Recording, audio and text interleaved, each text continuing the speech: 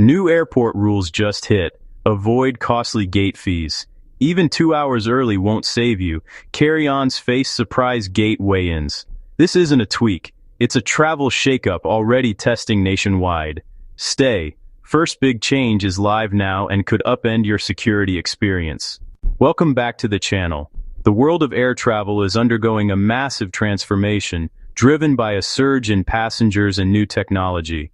By 2026, airports will operate under new rules that, if you're not prepared, could lead to serious delays, surprise fees, or even being turned away at the gate. I've sorted through the official policies and tech roadmaps to give you the ultimate guide. In this video, we're breaking down the biggest changes you need to know before you fly in 2026, from security and ID to the bag you can bring on board. Let's get into it, because the first change is happening faster than anyone expected. Let's start with an update that will affect every single person stepping into a US airport. The days of fumbling for your license and boarding pass might be numbered. The idea is to replace parts of the identity verification process with biometrics. The Transportation Security Administration, TSA, has partnered with the identity company CLEAR to roll out biometric eGates at major U.S. airports. This program, which is optional for CLEAR Plus members, is expanding partly to prepare for the 2026 FIFA World Cup, which is expected to bring millions of international visitors to the United States. These eGates use facial recognition to match your face with your ID photo and boarding pass data in seconds. You walk up, look at a screen, and a gate opens. No need to hand over your documents. Pilot programs are already live in hubs like Atlanta, Washington, D.C., and Seattle. Sounds pretty smooth, right? A fast, frictionless experience. But what's the catch? What happens if the system doesn't recognize you? A new haircut, different glasses, or just bad lighting could cause a mismatch. If that happens, you'll be sent to a manual verification line. Plus, privacy is a major concern for some travelers. While CLEAR and the TSA state that data is limited and they don't have access to government watch lists, the idea of your biometric data being stored and used is unsettling for many. So what's the fix? How do you ensure you breeze through? First, make sure your passport or driver's license photo is reasonably current. If you've changed your look significantly, think about renewing your ID. Second, for the smoothest experience, you can opt in. This service is currently rolling out for CLEAR Plus members. So enrolling in a trusted traveler program like CLEAR or TSA PreCheck is becoming more of a useful tool than a luxury. By enrolling and linking your biometric data through their apps before you get to the airport, you can be ready for the new tech. For years, we've heard about it. It's been delayed again and again, and it's easy to get complacent. But the final deadline is locked in and it's not moving. The issue is the mandatory enforcement of the Real ID Act. Starting May 7, 2025, every domestic air traveler 18 and older will need a Real ID-compliant driver's license or another acceptable form of ID to fly within the U.S. Your old standard-issue driver's license won't be enough to get you through security. A Real ID is easy to spot by the star marking on the top of the card. The consequence is simple. If you show up at the airport after this deadline without a Real ID or an alternative like a U.S. passport or military ID, the TSA will not let you through the security checkpoint. You will be denied entry, and you will miss your flight. No exceptions, no grace period. Imagine the chaos and frustration for the thousands of travelers who forgot or ignored the warnings. All the money for your flight and vacation, gone in an instant over the wrong piece of plastic. The solution is simple, but you need to act now. Don't wait. Go to your local DMV's website and figure out what documents you need for your Real ID. It usually requires proof of identity, a social security number, and 2 documents proving residency, like a utility bill and a bank statement. DMVs will get swamped as the deadline gets closer, so the best thing you can do is handle it now. And as we look toward a more digital future, having both a physical Real ID and keeping an eye on digital ID developments will be the ultimate solution for 2026 and beyond. If you're planning a trip to Europe, the way you enter is about to change, and it will catch millions of unprepared travelers by surprise. The days of just showing your passport for a stamp are officially over. The reason is the launch of the European Union's new Entry/Exit System, or EES.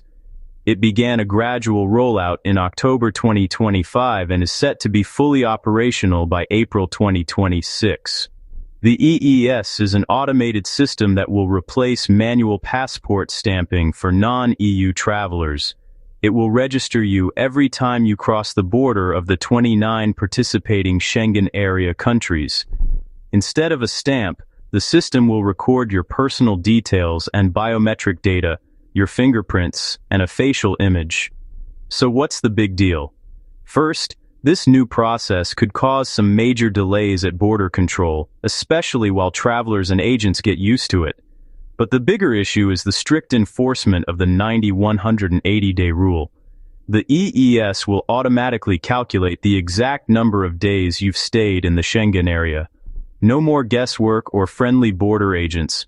The system will flag overstayers automatically, which could lead to fines or future travel bans. For anyone who loves long European summers, this automated tracking is a serious game changer. The solution is preparation.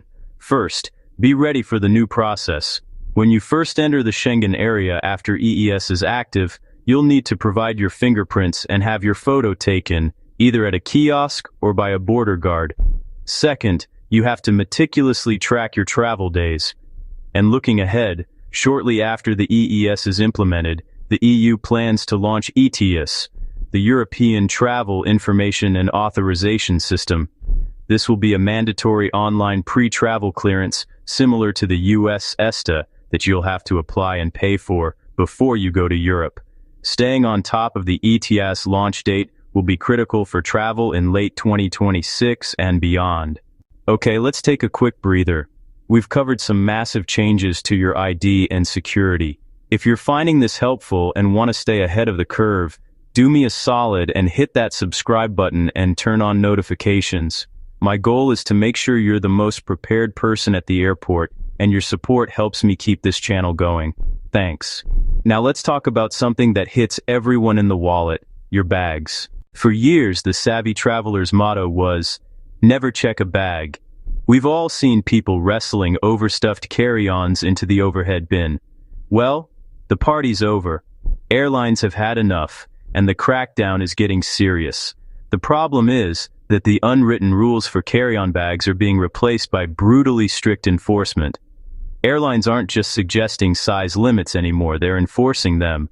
Those metal bag sizers at the gate that we've all ignored are now the final word. Gate agents are being encouraged to check any bag that looks even slightly too big. And it's not just size anymore. A bigger shock for many will be the newly enforced weight limits. Common in Europe and Asia, carry-on weight limits are now being implemented more aggressively in North America too. To catch you, airlines are putting scales at check-in kiosks and, you guessed it, right at the boarding gate. The result is the painful and public gate check fee.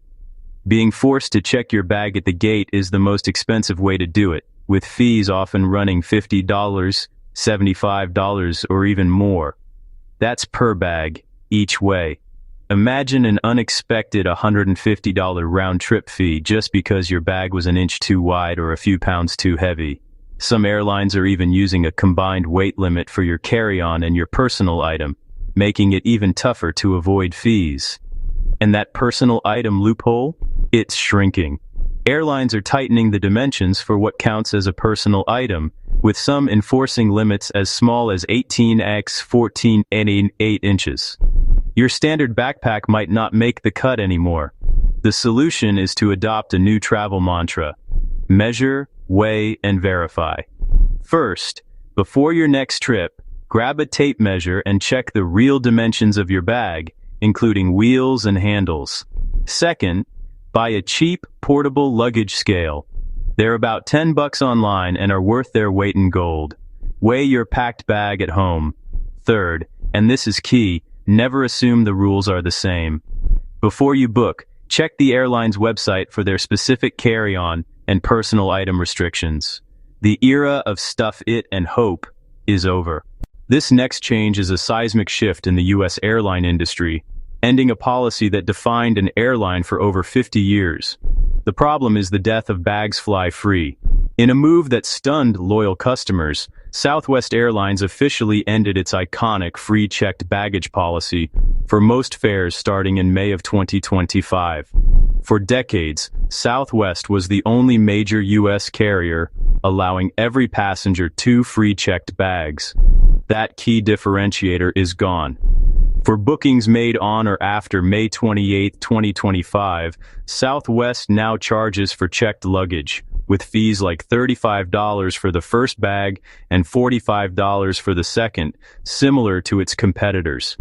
The pain point is obvious: a massive jump in the total cost for millions of families and budget travelers who relied on Southwest's all-inclusive pricing.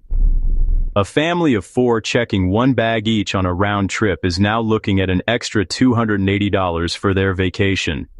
The airline said the move was needed to boost profitability, but for customers, it just feels like another fee in a world full of them. The solution requires a new mindset when booking. First, you can't assume Southwest is the cheapest just because the base fare looks low.